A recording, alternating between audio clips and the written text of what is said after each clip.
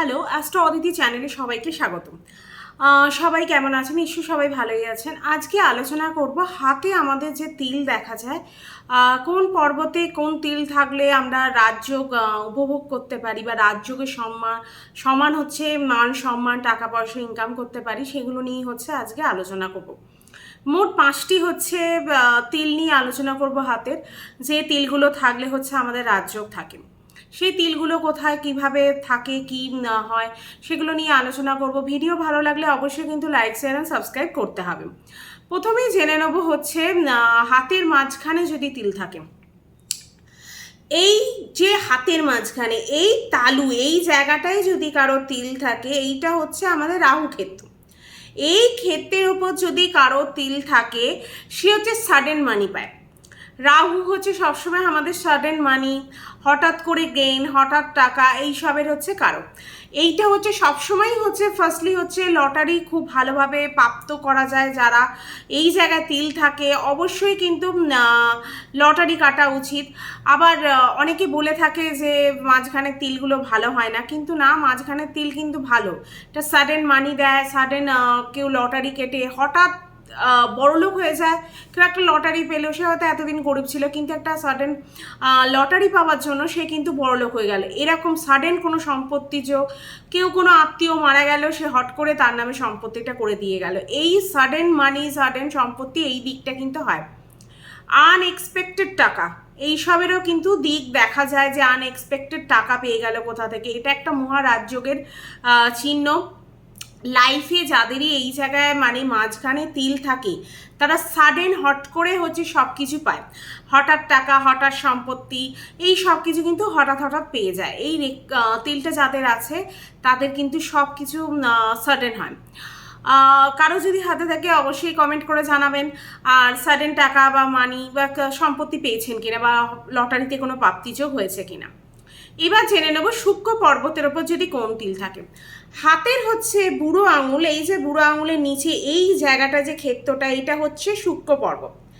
এর ওপরে যদি কোনো তিল থাকে বা মোল থাকে, তাহলে হচ্ছে লাইফে স্ত্রী হলে, স্ত্রীর হাতে যদি থাকে, আর যদি এটা পুরুষের হাতে থাকে তাহলে স্ত্রীর হাতে থাকে পুরুষের থেকে দূরে থাকা উচিত, আর পুরুষের হাতে যদি থাকে স্ত্রীর থেকে দূরে থাকা উচিত। কেননা তারা হচ্ছে কোনো রকম বিপরীত লিঙ্গের মাধ্যমে সমস্যায় পড়তে পারেন।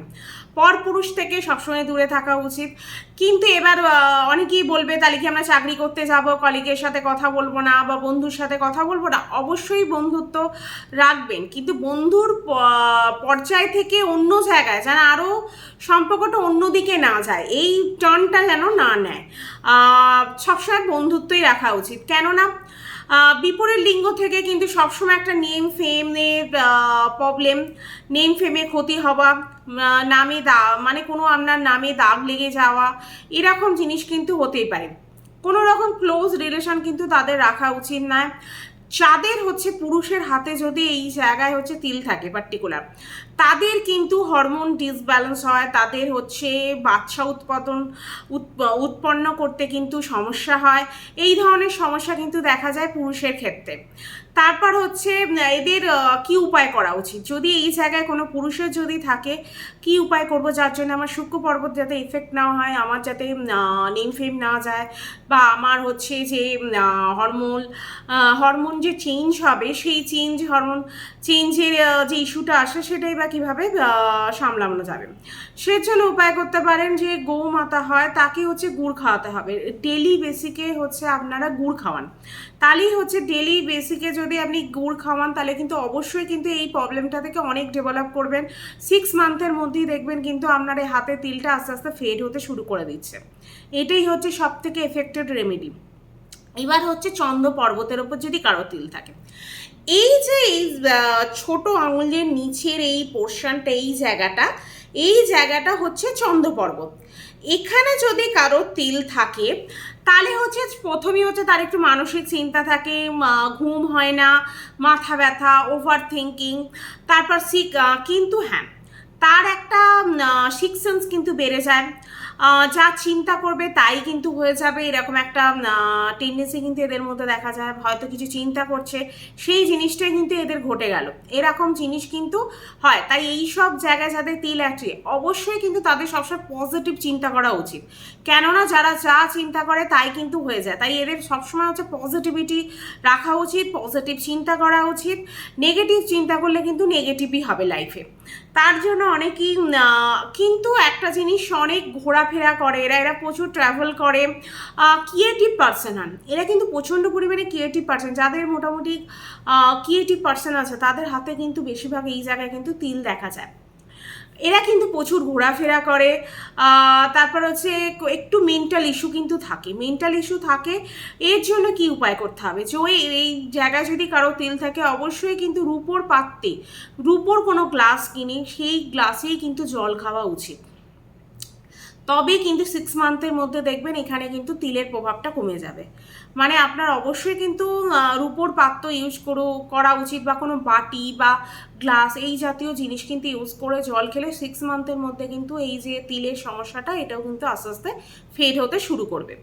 এবার হচ্ছে পঞ্চম যেটা জেনে নেবো সেটা হচ্ছে বুধ পর্বতের ওপর। এবার জেনে নেবো বুধ পর্বতটা কোথায়। এই যে ছোট আঙুলের নিচে এই যে জায়গাটা, এইটা হচ্ছে সম্পূর্ণ বুধ এরিয়া। এই জায়গায় যদি কারো তিল থাকে হাতে, তাহলে হচ্ছে প্রচণ্ড পরিমাণে তারা বুদ্ধিমান হয়, খুব তাড়াতাড়ি এদের বোঝার ক্ষমতা থাকে। মানে আপনি লিপস পড়ে নেবে, আপনি কি বলতে চাইছেন তার আগে সে কিন্তু বুঝে নেবে যে কি বলতে অ্যাকচুয়ালি চাইছে, বা সাউন্ড যদি তার কানে নাও আসে তাও সে বুঝে যাবে যে কি বলতে চাইছে সে। প্রচণ্ড পরিমাণে বুদ্ধিমান হয়, সামান্য জনের থেকে বেশি কিন্তু এদের বুদ্ধি চলে, কুইক বুঝে ফেলে, বা ব্যবসার ক্ষেত্রে প্রচণ্ড পরিমাণে উন্নতি করে। এইসব লোকেদের অবশ্যই কিন্তু ব্যবসা করা উচিত, ব্যবসায় কিন্তু মন থাকে।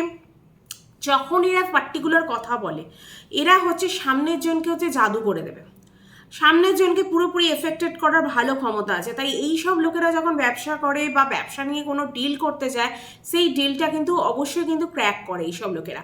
প্রচণ্ড পরিমাণে বুদ্ধিমান হয়। যাদের হাতে থাকবে অবশ্যই কিন্তু কমেন্ট করে জানাবেন যে এরম কিছু হয় কিনা আপনাদের সাথে। তারপর হচ্ছে এরা কিন্তু কখনই পার্টনারশিপে বিজনেস করা উচিত নয়। বিজনেস করো কিন্তু পার্টনারশিপে না, যা বিজনেস করবে নিজে করবে, এর মধ্যে যেন সেকেন্ড কোনো পার্সন না থাকে, তাহলে কিন্তু একটু সমস্যা হতে পারে। তারপর হচ্ছে ডকুমেন্টসে যারা কাজ করে তাদের এটা কাজ করে তাদের ক্ষেত্রেও ভালো। আর হ্যাঁ, যদি পার্টনারশিপে কোনো কারণে কেউ করে ফেলেছে, এরকম তো হতেই পারে কেউ পার্টনারশিপে বিজনেস করে ফেলেছে তারপর তিল উঠেছে, তাদের যেন ডকুমেন্টগুলো সব ঠিকঠাক থাকে, ডকুমেন্টসের কাজ যেন কোনো পড়ে না থাকে, কাজ যেন সব ঠিকঠাক হয়ে যায়, আর সব যেন ক্লিয়ার থাকে, নালে কিন্তু পরবর্তী ক্ষেত্রে কিন্তু ব্যবসার ক্ষেত্রে সমস্যা হতে পারে। আজকে হচ্ছে আলোচনা করলাম হাতের 5টা তিল নিয়ে। এবার হচ্ছে এই তিলগুলোর মধ্যে কি রাজযোগ আছে, কে কার, এইসব নিয়ে হচ্ছে আলোচনা করলাম। এবার কমেন্ট করে জানাতে ভুলবেন না কার কোথায় তিল আছে আর সেগুলো সত্যি কতটা রিলেট করতে পারছেন। ভিডিও ভালো লাগলে অবশ্যই কিন্তু লাইক, শেয়ার অ্যান্ড সাবস্ক্রাইব করতে হবে, আর ফেসবুক পেজ থেকে দেখলে অবশ্যই কিন্তু ফলো করতে হবে। ভিডিও আজকে এখানেই শেষ করব।